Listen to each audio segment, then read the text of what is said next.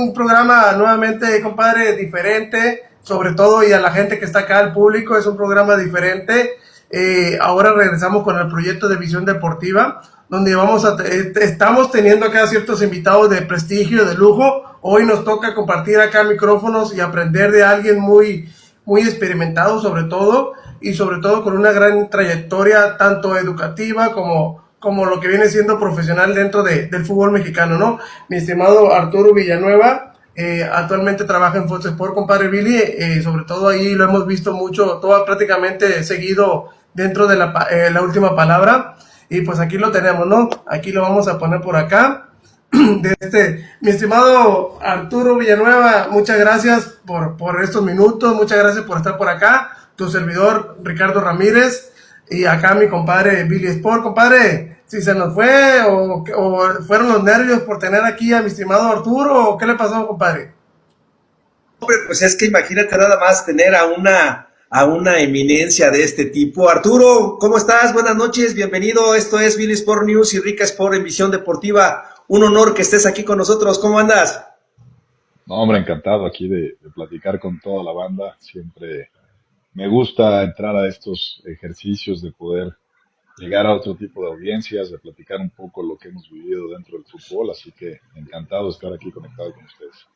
No, gracias. El placer es nuestro, mi estimado, el placer es nuestro, y nos gustaría también al público conocer un poquito quién es Arturo Villanueva de inicio, un poquito tu trayectoria. O sea, ya sabemos un poquito, yo lo sé, yo ya me puse ahí a seguirte un poquito ahí toda tu trayectoria, por ahí se vienen ciertas preguntas, y por ahí, mi estimado Billy, es el artífice de algo que vivió el fútbol mexicano histórico, que ahorita lo vamos a llevar a cabo, ¿no?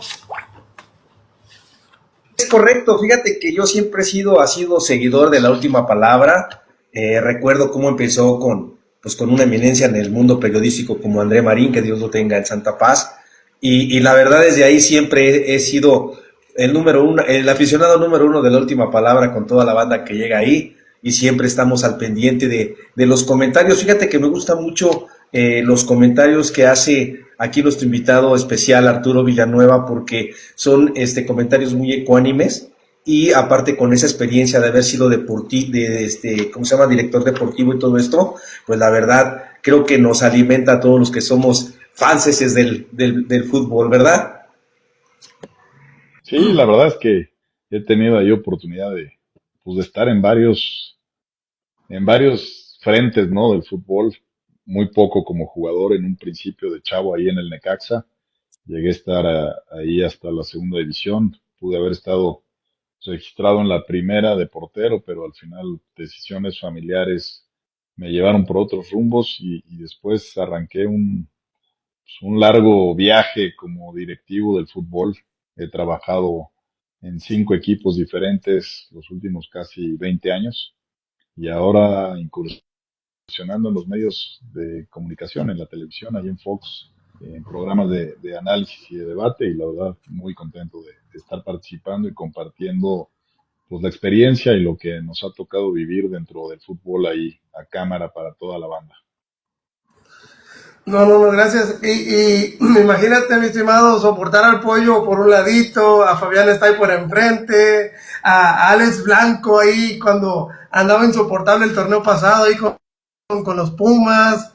Es algo muy diferente, ¿no? Sobre todo tener diferentes compañeros y que le vayan a diferente equipo, ¿no? Sí, la verdad es que eso es lo bonito del programa, ¿no? Que todos tenemos personalidades muy diferentes, aficiones diferentes, pero pues nos une el cariño por el fútbol, y poder debatir con gente que alguna vez admiré mucho, como es Fabián, como es Hermosillo, como es el Yayo de la Torre. Pues la verdad para mí es un honor, ¿no? Yo también crecí viendo el programa de La Última Palabra, y hoy ser parte pues del programa más visto del fútbol en México, la verdad me da mucho orgullo. Sí, no, sin duda, yo la verdad que todas las noches no me lo pierdo.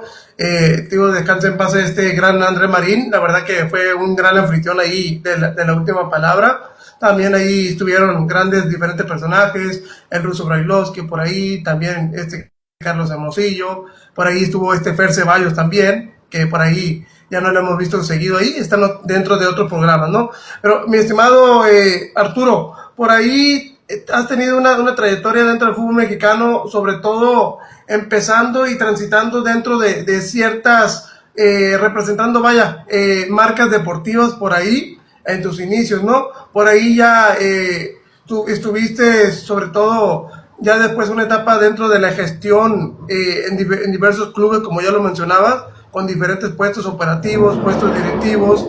Por ahí también algo que destacar, sobre todo que estuviste dentro de una gran institución, sobre todo como es la institución Johan Cruyff, ¿no? Como tal. Ahí tuviste una estadía formativa, ¿no? Por ahí, por así decirlo. Y también por ahí has tenido sobre todo una gran relevancia en la cuestión de la administración de negocios, ¿no? Yo creo que eso es pieza fundamental para haber obtenido las oportunidades que has tenido dentro de diversos clubes en diferentes etapas, ¿no? Y sobre todo en diferentes puestos, ¿no?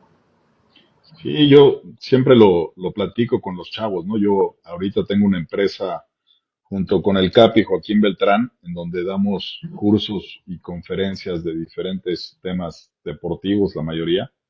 Y es muy difícil en México para los chavos poderse preparar para llegar al fútbol. Hoy el fútbol cada día se ha profesionalizado más y cada vez es más difícil que alguien llegue simplemente por relaciones, por conexiones. Por supuesto que ayuda, ¿no? Tener buenas relaciones como cualquier eh, trabajo en el mundo, pero hoy en día el fútbol, si no estás bien preparado, siempre lo digo, ¿no? El fútbol te escupe, el propio medio es muy celoso y es muy difícil mantenerte si no haces una buena preparación. Y al no encontrar, la verdad, universidades o lugares donde poderte preparar de buena manera en México, la Johan Cruyff para mí fue muy importante, ¿no? Fue previo a que yo pudiera entrar a cualquier gestión dentro de algún club. Busqué dónde prepararme y encontré eso, que era una maestría que duraba un año, y siempre lo cuento como anécdota porque me da mucho orgullo decirlo. Yo en ese momento no tenía lana para pagar la maestría, y hablé con Jack Spassi, que hoy es el entrenador de Antigua y Barbuda, un buen amigo. Él tenía la representación de la Johan Cruyff en México y le dije, pues no tengo lana, pero te propongo dos cosas. Consigo 5 alumnos que sí paguen, y cuando yo ocupe un cargo de directivo, que estoy seguro que lo voy a conseguir, vamos a hacer cosas juntos para educar a los jugadores. Y afortunadamente apostó en mí y el tiempo me dio la razón. Conseguí a los 5 alumnos, me becó durante todo el año en la maestría, y al final cuando yo llegué, sobre todo de directivo en Querétaro, pudimos hacer muchos planes de estudio para los jugadores que fueron de mucho provecho. Ok, ok, ok. Ya dentro de lo que es la incursión dentro del fútbol mexicano, tengo entendido que tus pininos fueron dentro del equipo de Pumas, ¿no? De universidad. Pues sí, pero de forma indirecta. Yo ahí trabajaba para la marca Puma. Ah, ok, ok. Yo conseguí el contrato de Puma con Pumas, y yo Ok. era el que operaba, digamos, todo el contrato de patrocinio de los Pumas. Y ahí la directiva de Pumas, la verdad, sí me abrió las puertas, y yo pues, prácticamente 4 o 5 días de la semana me la vivía en la cantera. Y ahí empecé a ver cómo operaba una directiva, a poner atención en cómo se tomaban las decisiones. Ahí Eduardo Cacho, un directivo de Puma, pues la verdad me fue ayudando mucho, me fue compartiendo cómo se tomaban ciertas decisiones, cómo se operaba un club. Y sin saberlo, ahí siendo un patrocinador, me empecé a formar como directivo realmente. Entonces sí fue una etapa muy bonita con la marca y con los Pumas, porque además se ganó un bicampeonato, y yo tuve oportunidad de involucrarme en el diseño de algunas playeras, y creo que esa plataforma y las relaciones que hice dentro de la marca fue lo que a la postre me llevó a poder ya trabajar directamente con algunos equipos. Sí, no, y no me recuerda ese bicampeonato porque le ganaban a mis Chivas, ¿eh? Sí, Pero, correcto. pero aquí mi compadre es súper aficionado de Pumas y yo creo que él debe de recordarlo muy bien. Ay, ese bicampeonato del equipo de Pumas, ¿no? ¿Va, compadre? Correcto, siempre he sido pumista. Tuve la oportunidad de estar ahí hasta la reserva profesional en aquellos años, por ahí del 82, y pues siempre he sido de un solo equipo. Arturo, yo quisiera hacerte una pregunta, Me comentan aquí también en el Facebook, en algunas de las redes sociales. Tú que has sido directivo, tuviste también la experiencia como jugador. ¿Qué es lo que está pasando, Arturo? Porque yo recuerdo que anteriormente muchos chavos les preguntabas, sobre todo en la Ciudad de México, pues yo también soy de allá de Chilangolandia, decían, ¿dónde juegas? No, pues que en Pumitas, no, pues que en el América, no que en Necaxa, te acordarás cuando el Necaxa, no sé si te tocó ahí en Leandro Valle, ahí por el Rojo Gómez, allá en Iztapalapa, que No, en estaba ahí Cuautitlán. en Cuautitlán te tocó, a mí me tocó ahí en Rojo Gómez, en el Centro Deportivo Leandro Valle, y les preguntabas a los chavos, no, pues pertenezco al Atlas, pertenezco, o sea, a varias escuelas. Y ahora ha cambiado mucho porque los chavos se quejan, sobre todo ahora que estuve en el sureste 4 años, de que no les hacen caso, Arturo. Creo que a nivel presidencia, este, ¿crees tú que vamos a decir, los planes, los proyectos que se están haciendo, les está faltando algo, Arturo? Tú que has sido presidente deportivo también. Sí, mira, yo creo que en general el fútbol base, el fútbol formativo en México, eh, atraviesa por un lado un muy mal momento y por otro lado un muy buen momento. Al no tener ascensos y descensos, sí creo que la captación de jugadores se ve muy comprometida. La verdad es que las ligas que hoy hay, y lo digo con mucho respeto, la expansión, la TDP, la segunda, son ligas que prácticamente nadie en primera división voltea a ver. Es muy difícil si tú no captas un chavo desde tus fuerzas básicas y que vaya subiendo los procesos de 13, 14, 17, 20, 23 años. Es muy complicado que un chavo de fuera sea captado por un equipo de primera división. Incluso estando en la expansión en algún momento, que yo tuve la fortuna de ser director deportivo del Atlético Morelia, y ahí incluso salí campeón con el Morelia, tuve un año de gestión y fuimos campeones. Y yo ofrecía a todos mis jugadores a la primera división y me daba cuenta que ningún director deportivo de la primera división volteaba a ver a la expansión. Fue más fácil vender a nuestro delantero a Portugal que venderlo en la primera división. Entonces, sí hay muy poco foco, hay muy poca captación. La captación se realiza a tempranas edades y cuando ya están dentro de la organización, del organigrama de un club. Llegar de fuera hoy lo veo muy complicado porque, te repito, no hay ligas en donde los visores pongan foco, pongan atención. Normalmente cuando van a captar jugadores es ya en las filiales, en las divisiones con límite de edad de los equipos de primera división. Ya los chavos tienen muy poca posibilidad de, si no están dentro del organigrama de un club, poder destacar en alguna liga alterna y poder tener una oportunidad de llegar a primera división. Yo creo que son contadísimas las excepciones. Entonces sí creo que desde esa perspectiva el haber quitado el ascenso y el descenso, en que no haya certeza para la segunda división, para una TDP, de poder acceder deportivamente a otras instancias, pues le resta mucho espacio a jugadores mexicanos. Y luego te topas con que en los equipos de primera división tienen 9 extranjeros. Pues yo lo decía el otro día en un programa, ¿no? Siempre hablamos que somos un país de 130 millones de personas y que cómo es posible que no haya 26 jugadores de calidad para conformar una selección nacional. Y yo les digo que eso de los 130 millones es una mentira si lo analizas desde el fútbol. El universo de jugadores elegibles para una selección mexicana en México son 324 jugadores, no hay más, porque no tenemos jugadores en Europa, muy pocos, menos de 10, y porque con los 9 extranjeros que hay prácticamente en todos los equipos de la primera división, pues tu universo se reduce a 320, 330 jugadores. De ahí tienes que sacar la selección nacional. Si lo comparas con países como Uruguay, por ejemplo, que, que es un país de 3 millones de habitantes, Uruguay tiene más de 600 jugadores jugando fuera de Uruguay. Entonces, de Argentina ni te digo, ¿no? Argentina debe haber más de 1.000 jugadores, de Brasil debe haber más de 1.000 jugadores, de Colombia, de Ecuador debe haber más de 500 jugadores jugando fuera de las ligas locales. Entonces, sí somos un país de 130 millones, pero donde la base de jugadores, el fútbol amateur, el fútbol formativo está muy mal estructurado y le da pocas posibilidades a los chavos de llegar a una primera división. Y después, cuando llegan ya y están en una sub-20, sub-23 y no van directamente al primer equipo, pues los equipos prácticamente lo pierdes y pierdes camadas completas de jugadores, porque hoy no tienes una expansión, no tienes una liga a donde los puedas prestar para terminar de madurar. Y el último problema que yo veo es que a diferencia de Sudamérica, donde los chavos con 18, 19 años están debutando y están ya cotizándose para viajar a otras ligas, pues en México debutan a los 23, 24 años.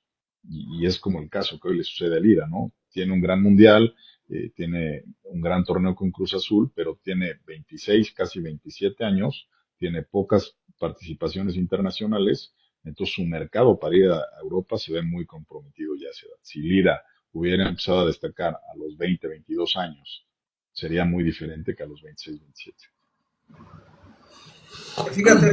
Fíjate Arturo, que por ejemplo aquí nos dice el entrenador Juan Díaz, él jugó también, jugó fútbol profesional y nos comenta, también abren escuelas filiales sin saber la capacidad de los pseudo entrenadores. Tú recordarás que, digo, me baso un poquito en Pumas porque conozco un poquito más el entorno de Pumas. Anteriormente en las fuerzas básicas de Puma había muchos exjugadores, ¿estás de acuerdo? Que traían esa esencia Puma, ese estilo de juego Puma, y se veía porque había jugadores productos de la cantera que salían al primer equipo, o había candidatos en ese tiempo también. Dice aquí el entrenador, abren escuelas sin saber la capacidad de los entrenadores o pseudoentrenadores que no están preparados. Creo que esa también es parte de lo mal que se está tratando en ese sentido las fuerzas básicas o a los chavos, porque si tú quieres tener jugadores de elite, jugadores de alto rendimiento, como le llaman ahora, creo que tienes que tener pues los mejores entrenadores, los mejores preparadores físicos, los mejores ahí en el ramo, para que pues tengas un producto que sea de calidad, ¿no, Arturo? Aquí es importante diferenciar dos cosas. Las escuelas normalmente no están encaminadas al profesionalismo. Las escuelas son lugares recreativos para los chavos. Prácticamente los equipos de primera división no buscan jugadores para nutrir a sus equipos en las escuelas. Las escuelas son de esparcimiento para los jóvenes. Las fuerzas básicas son las que entrenan y juegan donde está el primer equipo, ¿no? Que esas son ya las categorías filiales. Las escuelas yo haría un análisis completamente diferente porque sí las veo muy alejadas al profesionalismo y sí las veo como un lugar de esparcimiento únicamente, no como un lugar encaminado a ser un jugador profesional. Y por el otro lado, es cierto que la calidad de formadores en ese tipo de escuelas normalmente no es gente muy profesional, pero también se debe a que, y es una realidad, en que en México los salarios para los formadores son muy bajos. Y no solamente son muy bajos, no son un puesto que tenga prestigio. Normalmente el formador está buscando destacar para poder ser entrenador en el futuro. A diferencia de España, de Inglaterra, yo he tenido la oportunidad de estar en la Masía, de estar en la Academia del Ajax, estar en la Academia del Arsenal y equipos que son netamente formadores. Y tú ves a los jugadores de primera división y cuando pasa uno de los misters que tuvieron en las escuelas, en la formación, lo ven como un papá, lo ven como un tipo súper preparado, tienen su oficina dentro del club, tienen gran prestigio, están muy bien vistos en las entrañas del club, están muy bien remunerados, les dan un lugar dentro de la institución. Y aquí en México la realidad es que no, los sueldos son muy bajos, no hay ningún prestigio y no están reconocidos ni siquiera dentro del club como la gente de la que depende tu cantera. Entonces, sí creo que si bien se hacen cosas importantes en cuanto a formación en México, porque hoy los chavos que están dentro de los equipos profesionales sí tienen acceso a grandes torneos internacionales, a alimentación, a nutrición, a formación física, a mejores entrenadores, sigue siendo pues muy separada la distancia a Europa por eso, ¿no? Y creo que radica principalmente en los salarios y en el reconocimiento a los formadores. Ok, ok. Mi estimado Arturo, dentro de tu faceta como puesto directivo operativo, vaya, director de operativo dentro del equipo de Querétaro, de Gallos, por ahí en conjunto con otros personajes ahí, lograste algo muy importante, muy histórico para nosotros, como para el fútbol mexicano. A la gente que no tiene conocimiento, aquí mi estimado Arturo fue artífice principal de traernos a Ronaldo de Asís Moreira al fútbol mexicano, más conocido como Ronaldinho. Mi estimado, ¿cómo fue esa cuestión? Siempre me he preguntado por ahí, ¿cómo fue esa cuestión? ¿Se batalló para, o cómo, o de quién fue la idea, o tú te despertaste de la mañana, quiero traer a Ronaldinho, me lo voy a traer? ¿Cómo fue esa cuestión y qué tanto se batalló? Si Ronaldinho puso todo a favor para venir acá al fútbol mexicano.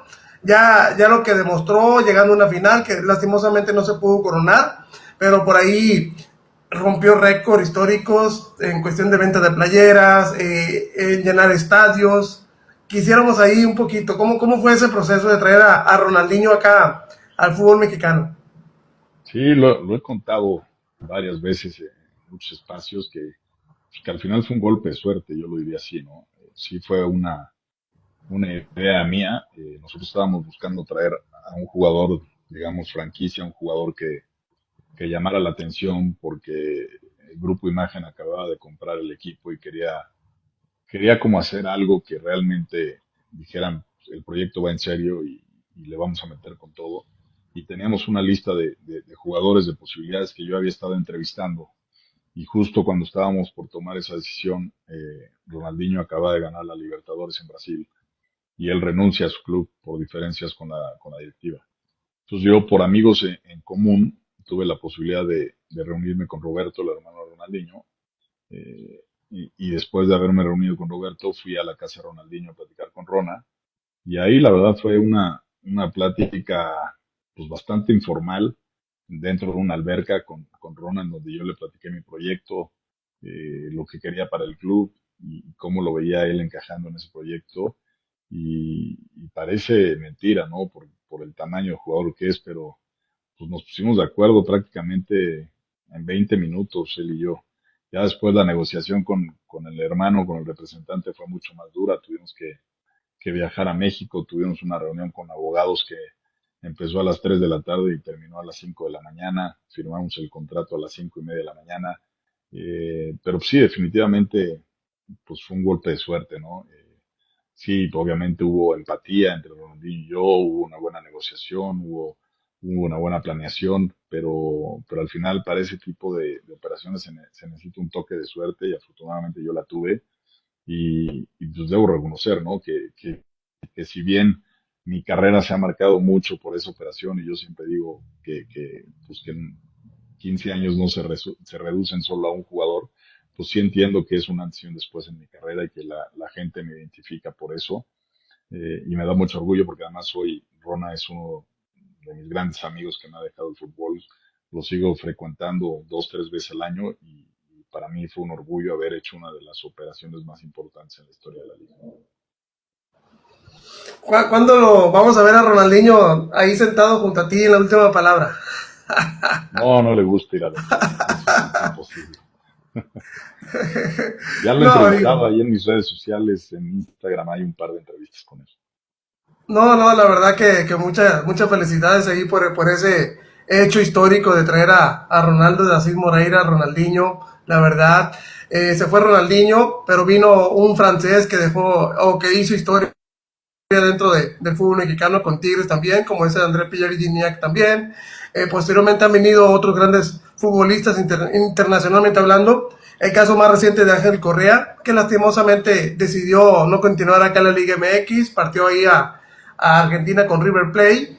Pero esa cuestión, mi estimado Arturo, por ejemplo, ya le pasó a Cruz Azul, ahora con el director Anselmi por ahí, a las Chivas, con Gago por ahí, que no han tenido sus salidas en buenos términos, por ahí a Ángel Correa, de ahí, por ahí se me escapa otro compadre Billy, pero esa cuestión ahí, tiene que cambiar un poquito dentro del fútbol mexicano, poniendo, no sé, ciertos tipos de cláusulas que se margen de esas cuestiones, mi estimado Arturo, o cómo lo ves tú? ¿O son situaciones que pueden pasar aquí en el fútbol mexicano y que pueden pasar en otras ligas también?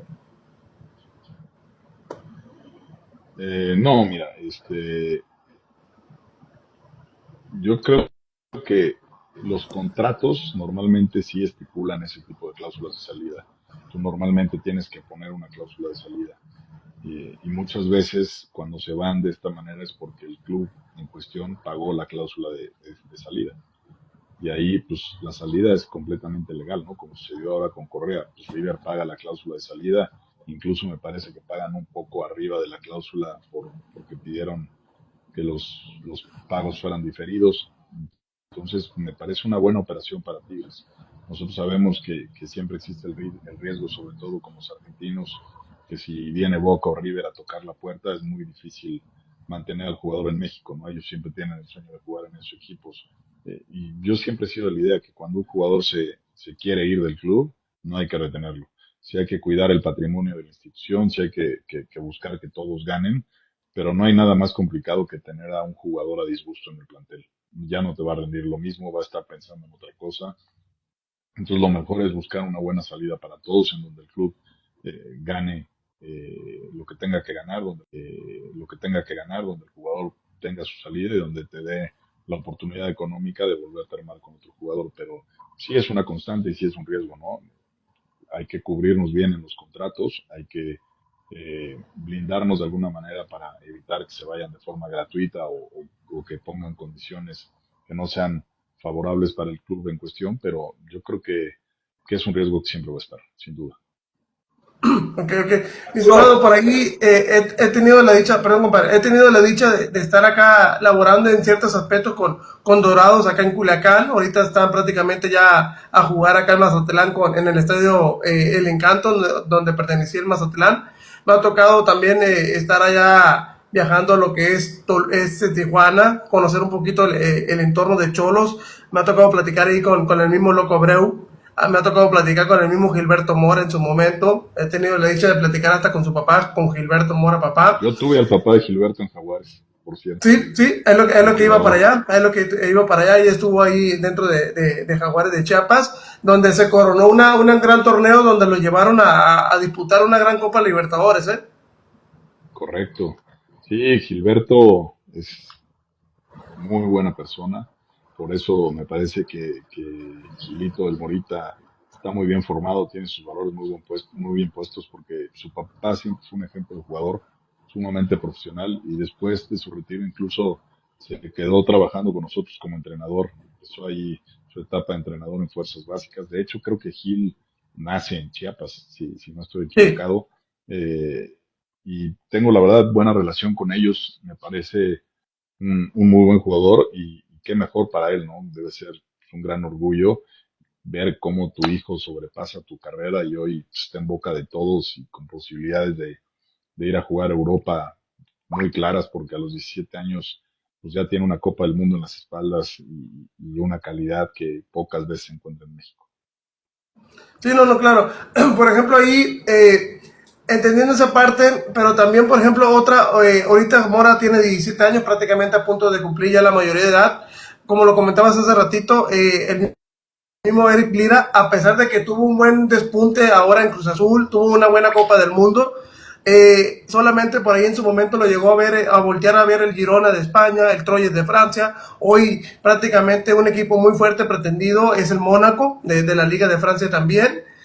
Pero por ahí nos han dado las cuestiones ahí entre directivos para que llegue a migrar al fútbol europeo.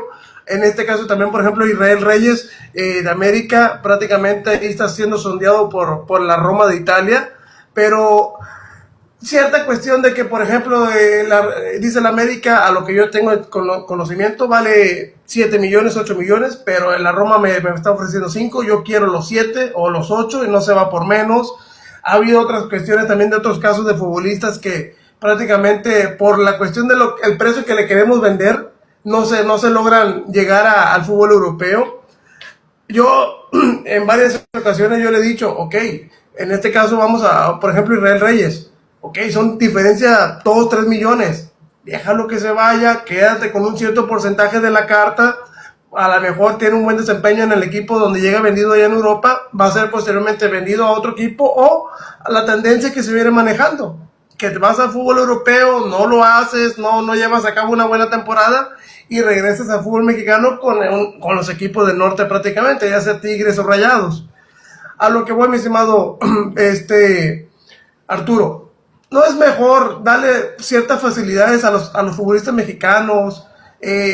A pesar del valor que tengas, facilitarles, ¿sabes qué? Pues págame menos, pero dame un porcentaje, yo me voy a quedar con un porcentaje de la carta y a lo mejor en un futuro, venta tras venta, transferencia tras transferencia, voy a recuperar eso y voy a ganar mucho más, pero también voy a aportar para que el futbolista mexicano adopte otra cuestión futbolística dentro de fuera de su país, como es en Europa, y que nos ayude internamente como Liga Mexicana, como Selección Mexicana, a tener una mejor calidad, sobre todo colectivamente hablando. Pero ¿por qué pasa mucho de que lastimosamente cierta gente acá, representantes, dueños de equipos, quieren el pago de una, si no, no se va?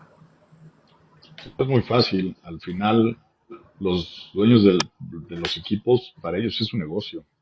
O sea, los equipos no están para beneficiar al fútbol mexicano ni beneficiar a la selección. Ellos ponen y arriesgan su patrimonio y ellos lo ven como un negocio y está bien porque ellos son los que ponen la lana para que todo esto suceda. Eh, y el problema es que un equipo europeo te pone 4 millones por un jugador, pero viene un equipo mexicano y te pone 12.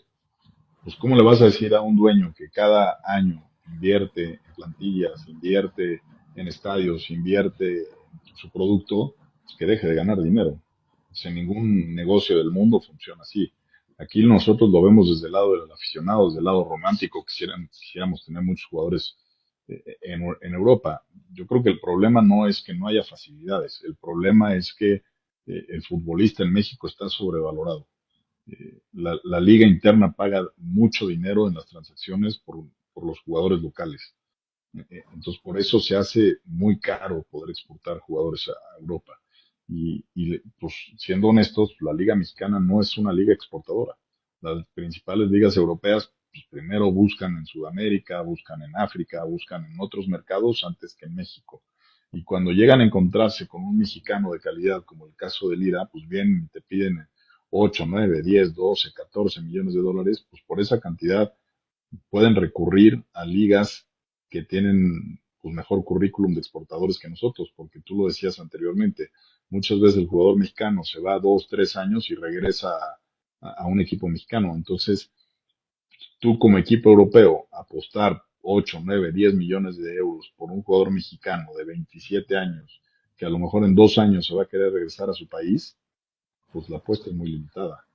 En cambio, si tú apuestas por un chavo como Morita, que tiene 17, 18 años, pues por lo menos el club europeo puede apostar a que si invierte esos 10 millones y la rompe, pueda tener 2 o 3 reventas en Europa y entonces sí será un negocio para el club europeo.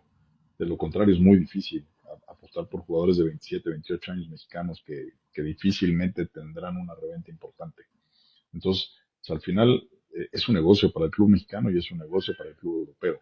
Y al haber estas cantidades de por medio y no ser una liga exportadora, pues es muy difícil que apuesten por nosotros. Esa es una realidad.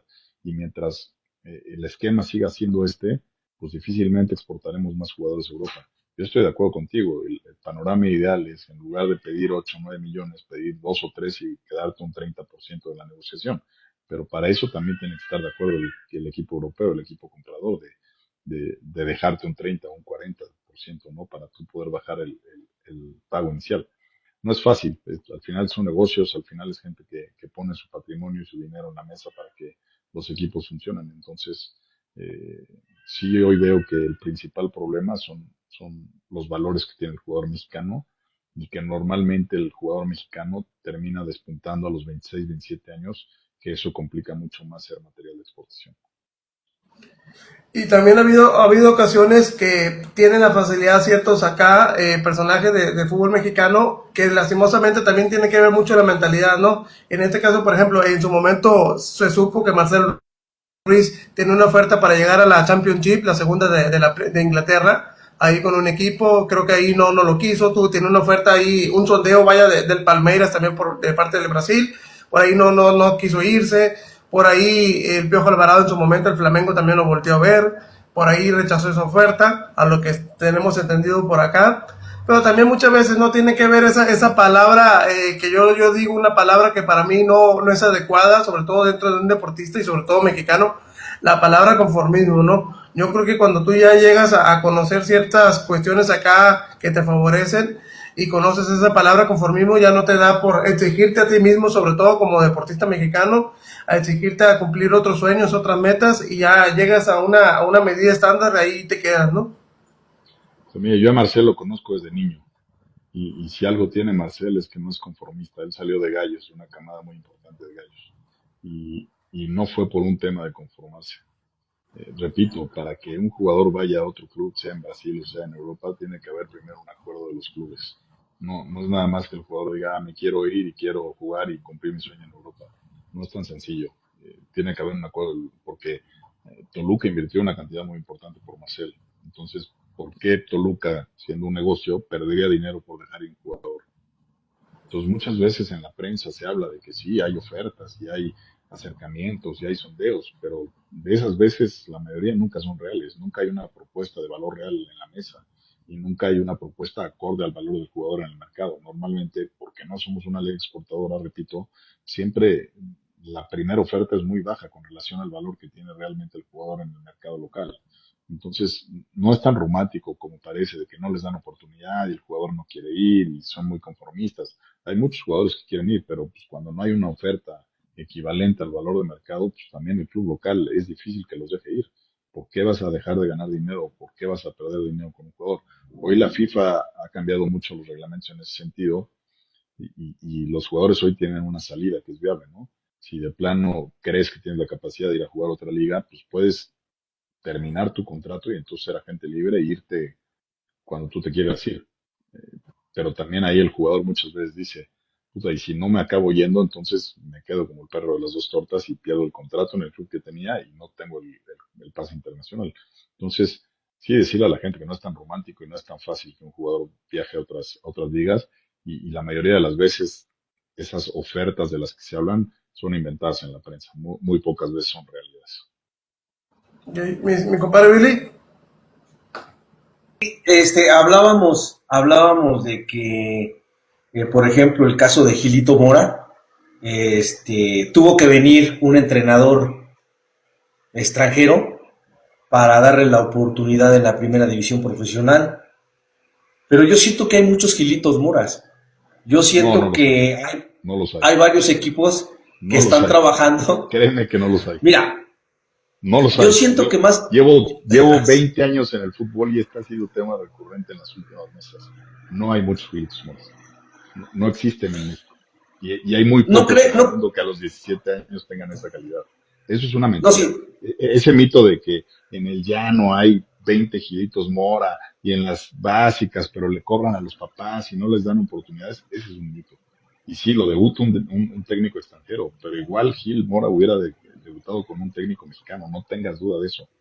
A mí me pasó con Orbelín Pineda, también a los 17 años se hizo titular, y me pasó con el pitcher Zamorano en Jaguares, y a los 17 años se hizo titular, y fue con entrenadores mexicanos. Pero de ahí a decir que hay 30 Gilitos Mora en México, es una mentira y un mito absoluto. Ojalá los hubiera, tendríamos otra dimensión de fútbol y otra calidad en la selección. No existen, no hay, no los vas a encontrar por más que lo busques. desgraciadamente a veces no hay oportunidades. Vamos a decir, No, es que eso es otro no, tema. no del El calibre, que no tiene del esa calibre calidad, de... el que tiene Ajá. esa calidad va a tener oportunidad. No tengas duda de eso. No tengas duda de eso. Lo demás son romanticismos. Es muy diferente porque yo llevo 20 años en el fútbol y Sí. siempre me han llegado más de 300 chavos. Y siempre es, no, este es mejor que Messi, puta, este le da 20 vueltas a Ronaldinho.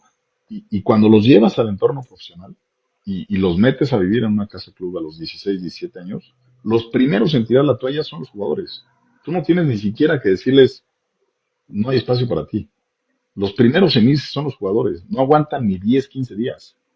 meterlos al dinamismo de un fútbol profesional y dejar a la familia y empezar a comer bien y a descansar bien y a olvidarte de los amigos y olvidarte de las fiestas, no es para cualquiera. Una cosa es romperla en la talacha, en el fútbol amateur, y otra cosa es empezar a comer del fútbol y tener un régimen profesional. No hay Giles Mora, no existen en México, no se confundan con eso. Y no hay ese mito de que tienen que pagar y no hay oportunidad para las joyas mexicanas. No es cierto, eso no es cierto. Y lo puedes platicar con cualquier persona honesta que haya estado dentro de una organización profesional. Yo he estado en 5 equipos diferentes y no he tenido ni a 2 Gilmoras en 20 años. Nada más sacaste, bueno, nada más salió Orbelín Pineda y ahora que Gilberto Mora.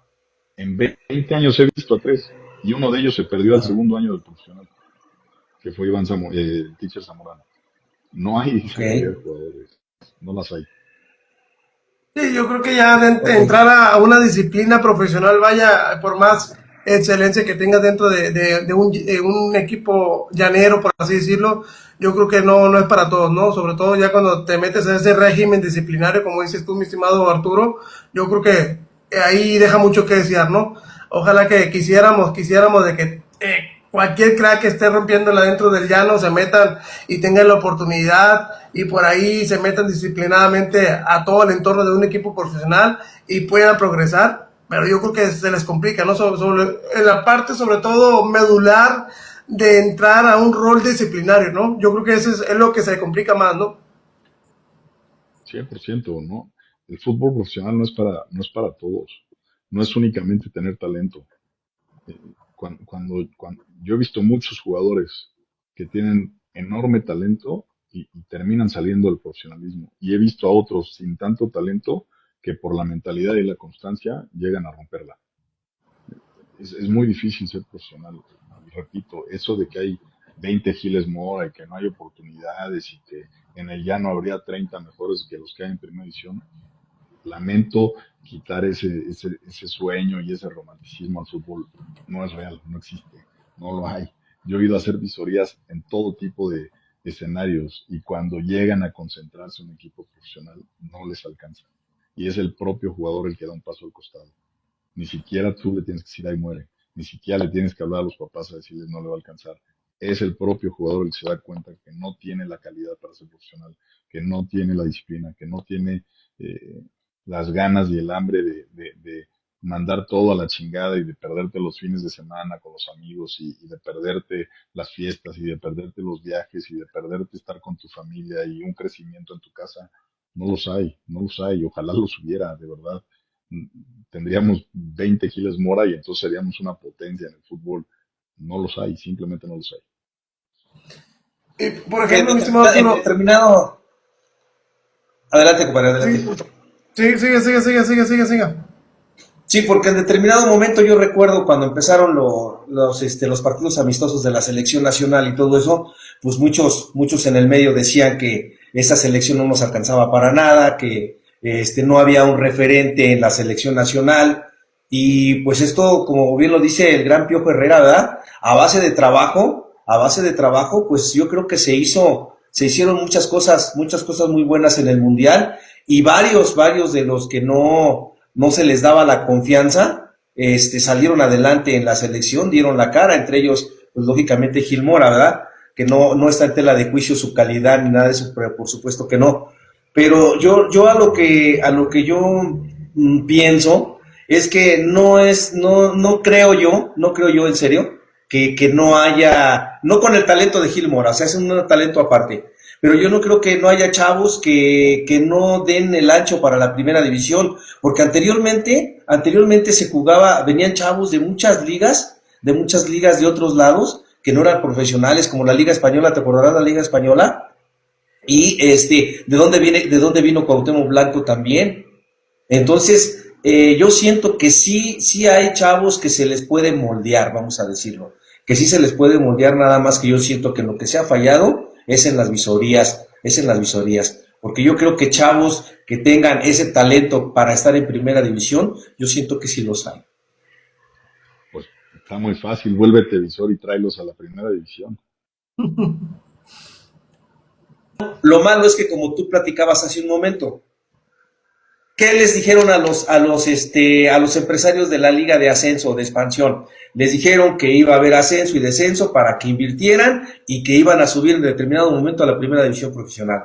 Y ahora SAS les dan con el traste y ya se quita el ascenso y descenso y todos los chavos, como dices tú, que se vienen preparando para algo mejor, para estar en un mejor equipo, para por qué no estar en primera división profesional, ya les dieron al traste con esa ilusión, vamos a llamar de jugador, ilusión de jugador de romperla en la liga de abajo y poder salir adelante. Entonces yo creo que esas son las situaciones que hacen que varios jugadores pierdan ese cariño, pierdan esas ganas de sobresalir, porque pues simple y sencillamente les cortan la ilusión o les cortan la posibilidad de llegar a a un ver, equipo también profesional. seamos claros, tú revisa los planteles de expansión y qué edad tienen los planteles de expansión. Así que digas chavitos, tampoco hay, ¿eh? La mayoría son jugadores de 25, 26 años, que ya no la armaron en primera división. O sea, no es que los planteles de expansión sean un promedio de 18, 19 años y que tengan oportunidad de romperla para ir a la primera. Si a los 26 años, en cualquier país del mundo, no estás en primera división, es muy difícil que llegues a primera división. O sea, eso también es Ya, tenerlo claro. ya es tarde esa edad. Y ese es Pero, el por promedio de edad ejemplo, de la expansión. de la Entonces, expansión, es correcto. no es que sea una liga formativa, no es que sea una liga donde vamos a ir a encontrar nuevos valores. Son chavos de 26, 27 años, donde hay extranjeros, donde pues, a los 26, 27 años, si no has llegado a primera división, no vas a llegar a primera división. Ok, ok, ok. Mi estimado Arturo, cambiando un poquito ya, entrar al tema de la selección mexicana. ¿Qué te pareció el tercer proceso del Vasco Aguirre al frente de la selección tricolor? ¿Y cómo viste su desempeño dentro de esta Copa del Mundo? Que al final de cuentas se hizo algo histórico. 4 triunfos al hilo, 0 goles recibidos. Por ahí se superó por fin, después del México 86 a la fecha, una ronda eliminatoria dentro de la Copa del Mundo, cuando se le ganó a la selección de Ecuador. Pero al final de cuentas todo muy bonito, pero llegó a Inglaterra y te aterrizó y prácticamente nos dejó donde mismo. Sí, cada 4 años desde que tengo uso de razón, es el mismo ciclo, ¿no? Nos va a ir de la chingada, México no anda bien, México llega con dudas, no nos fue bien en los amistosos, y mágicamente cuando empiezan los mundiales, normalmente quitando Qatar, pues México siempre resuelve la primera fase, sin importar contra qué equipos nos enfrentemos. Eh, entonces, yo sí esperaba una calificación a la siguiente ronda, casi sin problemas, como lo tuvo. Eh, sí creo que es la mejor versión que he visto de una selección de Javier Aguirre. Me gustó mucho lo que vi en los primeros 4 partidos.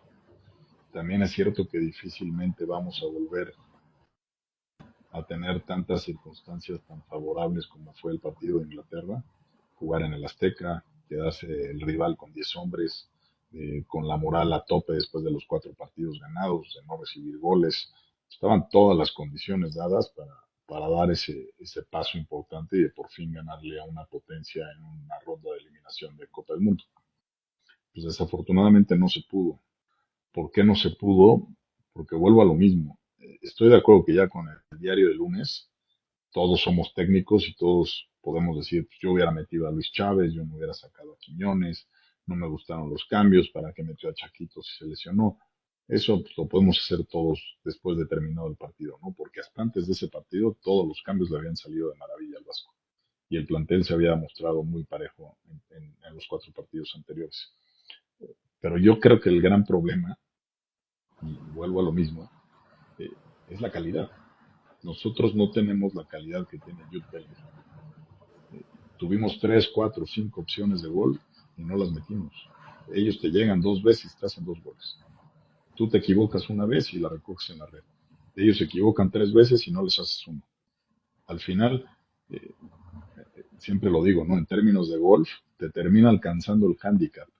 Cuando hay un güey mejor que tú enfrente, te acaba costando, te acaba pasando factura. Contra ese tipo de equipos tú no puedes cometer ni un solo error, porque ellos sí los capitalizan y nosotros no tenemos esa contundencia histórica. Y siempre hay, ¿no? Puta, que el golazo de Maxi, puta, que no era penal, que la que falló Luis Hernández, que cuando se equivocó tal güey. Estos güeyes no son así. Cuando tienes a Harry Kane, cuando tienes a Pickford, cuando tienes a Bellingham, les regalas una y te la van a guardar. Y el problema fue es que nos comemos 2 goles en 2 minutos. Y levantarte de un madrazo de 2 goles en 2 equipos contra una selección de elite, pues no tenemos la calidad para hacerlo. Tuviste peloteando a Inglaterra 30 minutos adentro de su área y no les generaste ni una opción clara de gol. Eso para mí es una diferencia de calidad. Mientras nosotros no tengamos jugadores con esa calidad, pues siempre andaremos en eso, entre el 9 y el 12, entre el 9 y el 14. Esa es la realidad del fútbol mexicano, porque no tenemos jugadores que te hagan diferencia en ese tipo de partidos. No, no los tenemos. El más cercano es Raúl Jiménez, ¿no? Que lleva en la Premier pues ya bastantes años, ¿no?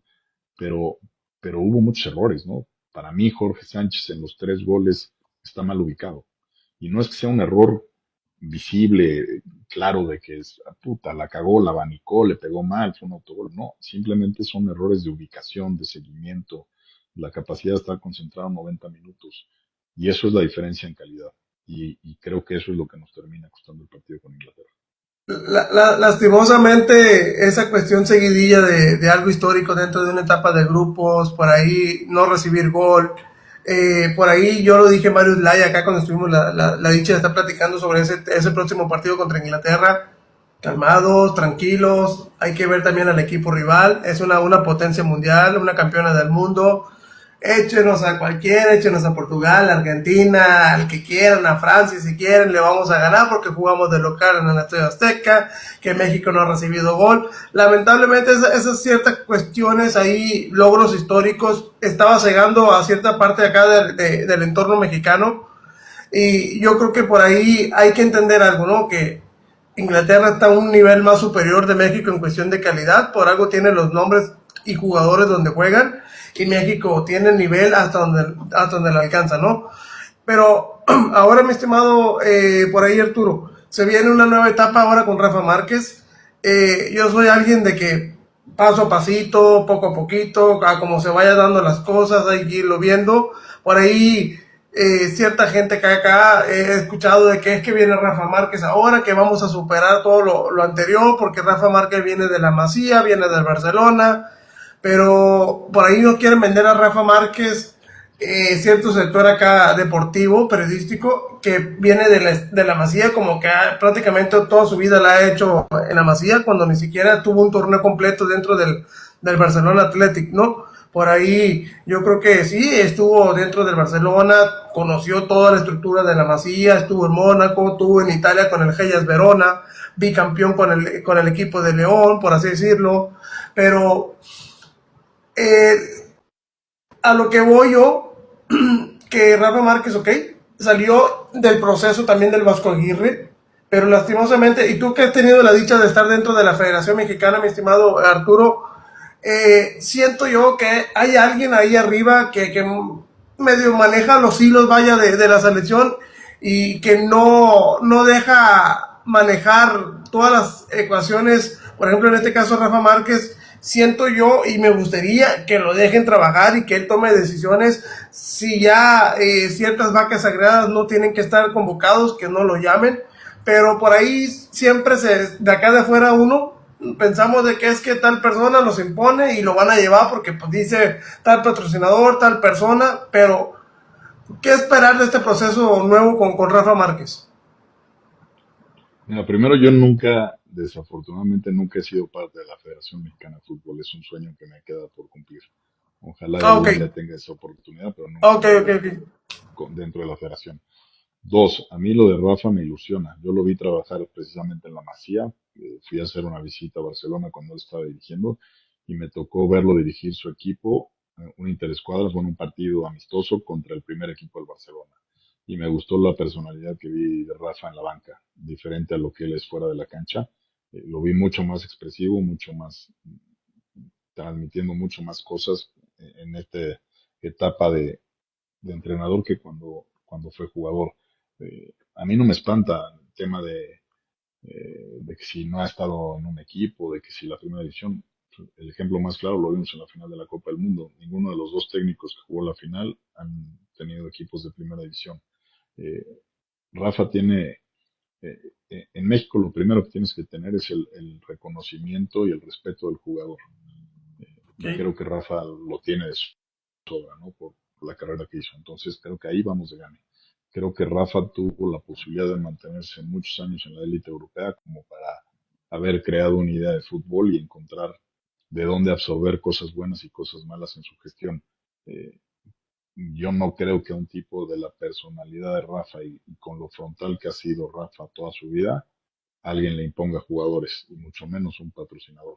No lo veo viable, la verdad. Ok. De ahí a que mejore o no mejore Rafa, pues vuelvo a lo mismo. ¿Qué herramientas le estamos dando a Rafa para que cambie el fútbol? Si seguimos sin exportar jugadores, si seguimos sin tener esa calidad de jugadores, pues difícilmente podremos conseguir cosas diferentes. Creo que está armando un buen cuerpo técnico con Juan Malillo, que también lo conozco, lo entrevisté en alguna oportunidad. Es un tipo que fue incluso auxiliar de Guardiola. Es un tipo sumamente preparado que conoce muy bien el fútbol mexicano porque dirigió a Dorados de Sinaloa cuando Sí. jugó acá Guardiola. Conoce la idiosincrasia de alguna